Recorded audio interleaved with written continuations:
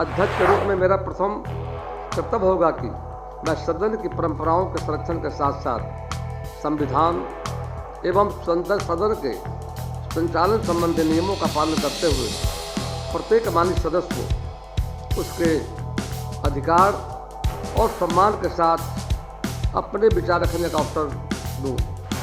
ऊर्जा और नवीन दृष्टि की अपेक्षा करता हूँ। सदन के संचालन में मैं आधुनिक संसदीय प्रथाओं, डिजिटल विधायी प्रक्रियाओं और ई गवर्नेंस आधारित सुधारों को आगे बढ़ाने का प्रयास करूँगा। मंजिल लक्ष्य व आँखों से ओझल वर्तमान के मोहजाल में आने वाला कल न भुलाएं, आए फिर से दिया जलाएं। आप सभी को एक बार पुनः धन्यवाद। जय बिहार, जय भारत। नमस्कार, आप लाइव सीरीज देख रहे हैं। मैं हूं आपके साथ काव्या। 18वीं विधानसभा सत्र के अध्यक्ष बने हैं प्रेम कुमार, जो कि 9वीं बार गया टाउन विधानसभा सीट से चुनकर आए हैं विधानसभा, और आज उन्हें अध्यक्ष बनाया गया। निर्विरोध प्रेम कुमार जो है वो अध्यक्ष बने हैं। किस तरीके से मुख्यमंत्री नीतीश कुमार और नेता प्रतिपक्ष तेजस्वी यादव एक साथ उन्हें ले जाकर चेयर पे, आसन पे बैठाया है, वो तस्वीर हमने आपको दिखाई है। लेकिन सभी लोगों ने अध्यक्ष को बधाई भी दी है नए पद के लिए, नई जिम्मेदारी के लिए। तो वहीं प्रेम कुमार ने क्या कुछ कहा है अपने भाषण में। उन्होंने कहा है कि इस सदन में, इस कुर्सी तक मैं आया हूं, पक्ष और विपक्ष दोनों की बात सुनी जाएगी। और तेजस्वी यादव ने भी कहा है कि हमें आपसे उम्मीद है कि आप सत्ता पक्ष और विपक्ष दोनों को साथ लेकर चलेंगे। किस तरीके से बिहार की तरक्की हो सके, इसके बारे में ये पूरा सदन सोचेगा। आप खुद नवनिर्वाचित अध्यक्ष प्रेम कुमार को सुने कि वो क्या कुछ कह रहे हैं। परमन्य बाधिकारस्ते माँ फलेषु कदाचन, श्रीमद् भगवत गीता। माननीय सदस्यगण, मैं आप सभी को हृदय से धन्यवाद करता हूँ। आपने सर्वसम्मति से मुझे इस महान संस्था और लोकतंत्र के मंदिर का अध्यक्ष चुना है। यह केवल मेरे प्रति विश्वास ही नहीं, बल्कि लोकतांत्रिक परंपराओं, संसदीय शिष्टाचार के प्रति आपकी सामूहिक प्रतिबद्धता का प्रतीक है। 18वीं बिहार विधानसभा का गठन ऐसे समय में हुआ है जब हमारा राज्य विकासात्मक आकांक्षाओं के एक नए अध्याय में प्रवेश कर रहा है। जनता ने ऐतिहासिक जन्म देकर यह स्पष्ट संदेश दिया है कि वे संवाद, समाधान, सहयोग और विकास की राजनीति को प्राथमिकता देती है। अध्यक्ष के रूप में मेरा प्रथम कर्तव्य होगा कि मैं सदन की परंपराओं के संरक्षण के साथ साथ संविधान एवं सदन के संचालन संबंधी नियमों का पालन करते हुए प्रत्येक माननीय सदस्य को उसके अधिकार और सम्मान के साथ अपने विचार रखने का अवसर दूं। मुझे विश्वास है कि फलाफल बिहार के भविष्य को अधिक उज्जवल बनाने में सहायक सिद्ध होगा। पर निर्भर करता है कि हम आज क्या करते हैं। सर्वसम्मति से चुना जाना मेरे लिए गौरव का विषय है, परंतु इससे कहीं अधिक यह उत्तरदायित्व का संकेत है। लोकतंत्र की सुंदरता इसी में है कि विविध विचारधाराएं एक ही टेबल पर बैठकर राज्य के विकास हेतु सार्थक चर्चा करें।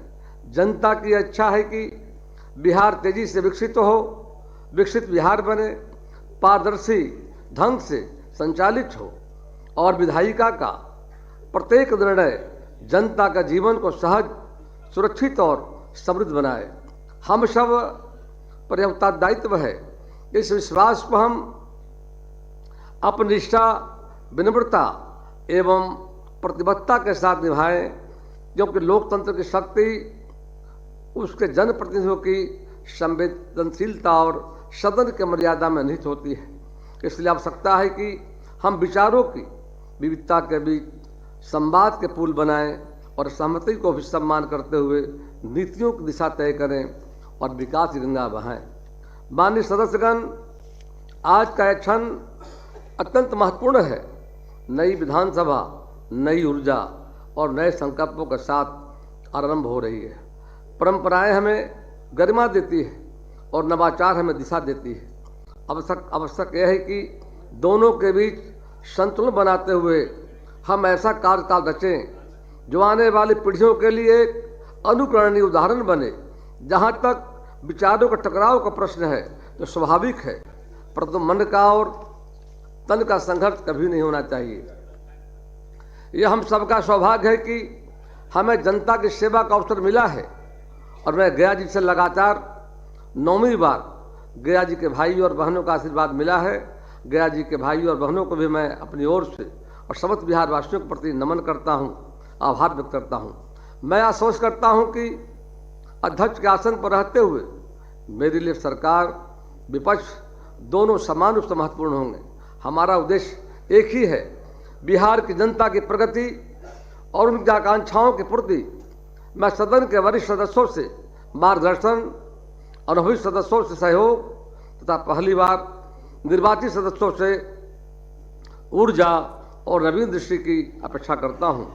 सदन के संचालन में मैं आधुनिक संसदीय प्रथाओं, डिजिटल विधायी प्रक्रियाओं और ई गवर्नेंस आधारित सुधारों को आगे बढ़ाने का प्रयास करूंगा। मैं पूर्व अध्यक्ष जी का आभारी हूं। उनके प्रयास से सदन डिजिटल विधायी संस्था के रूप विकसित हो पाया है। यह समय है कि बिहार विधानसभा स्मार्ट लेजिस्लेटिव गवर्नेंस का मॉडल बने।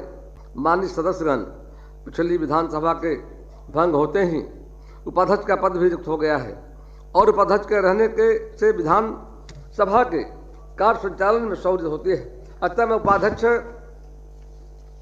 निर्वाचन की तिथि 4/12/2025 को नियत करता हूं। इसके लिए कल 12 बजे दिन तक नामांकन प्रस्ताव सूचना दी जा सकती है। अतः मैं पुनः इस सदन के प्रत्येक सदस्य को कहना चाहता हूं कि अध्यक्ष के रूप में मैं पूर्ण स्पष्टता, अनुशासन, मर्यादा और संवाद की प्रकृति एवं संस्कृति को बनाए रखते हुए कार्य करूंगा। मैं इस अवसर पर सभी सदस्यों को हार्दिक शुभकामनाएं देता हूं। आप सबके विचार और दृष्टिकोण इस सदन को अवश्य समृद्ध करेंगे। स्वामी विवेकानंद जी ने कहा था, केवल वही जीवित रहते हैं जो दूसरों के लिए जीते हैं। आइए हम सब मिलकर इस कार्यकाल को जनहितकारी नीतियों और लोकतांत्रिक व्यवहार का एक स्वर्णिम अध्याय बनाएं। हम पड़ाव को समझे, मंजिल लक्ष्य व आंखों से ओझल वर्तमान के मोहजाल में आने वाला कल न भुलाएं। आए फिर से दिया जलाएं। आप सभी को एक बार पुनः धन्यवाद। जय बिहार, जय भारत।